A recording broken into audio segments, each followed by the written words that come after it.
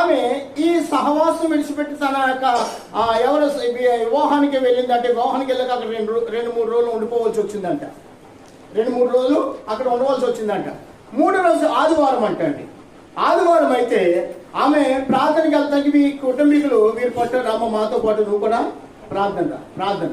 ఈమె నేను వచ్చేస్తున్నానని వీళ్ళతో పాటు బయలుదేరి 2 అడుగులు వెనకడుగులో ఉందంటండి. వీళ్ళు 2 అడుగులు ముందు వేస్తూ సంఘానికి వెళ్ళిపోతున్నారు.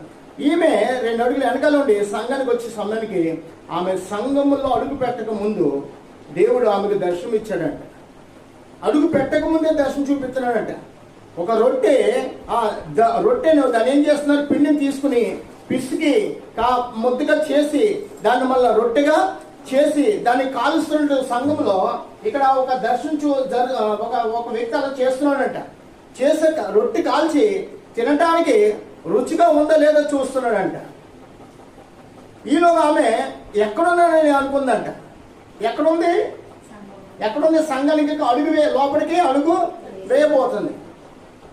సంఘంలో ఉన్న వాళ్ళందరూ కూడా చప్పలో కొట్టి ప్రభుని ఆలోచిస్తున్నారు. కానీ ఈమె ఏం చూస్తుంది, రొట్టె పిసుకుతూ రొట్టె చేయటం, మళ్ళా రొట్టెను కాల్చడం, ప్యాన్ మీద కాల్చడం చూస్తుంది. వాస్తవంగా ఏంటి నేను చూసింది దర్శనమా లేకపోతే ఏమిటని అయోమయం ఉందంటండి. పాటలు పాడుతుండగా వచ్చేసి మధ్య వాళ్ళ బంధువులు వెనకాల కూర్చుని పాటలు పాడుతుంది. వాళ్ళని ఎంత ఆలస్యం వచ్చేవేంటి అంటున్నారంట. మాతో పాటు వచ్చేసాం కానీ వెనకాల కూర్చొని మళ్ళీ ముందుకు వచ్చామన్నాడు. కాదు అంటున్నాడు.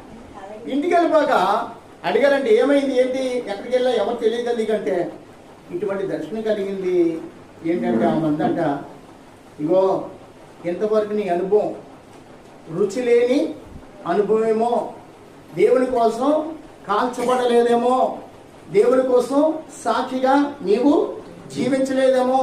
దేవుడు అందుకే ఆత్మీయ సహవాసం అడుగుపెట్టే ముందు నీ హృదయాన్ని దేవుడు ఏం చేస్తాడు, తెరిస్తాడు.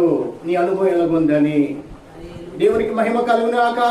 ఎంతవరకు నీ అనుభవం అది అయితే ఇక మీద నువ్వు సంఘ సహవాసం పాలుభాగస్తులైతే ఇక మీద దేవుని కోసం నువ్వు కాల్చబడాలి. ఏమవ్వాలి, కాల్చబడాలి. ప్రాణం మీద నువ్వేమవ్వాలి, కాల్చబడాలి. అప్పుడే కానీ నీ అర్పణ దేవునికి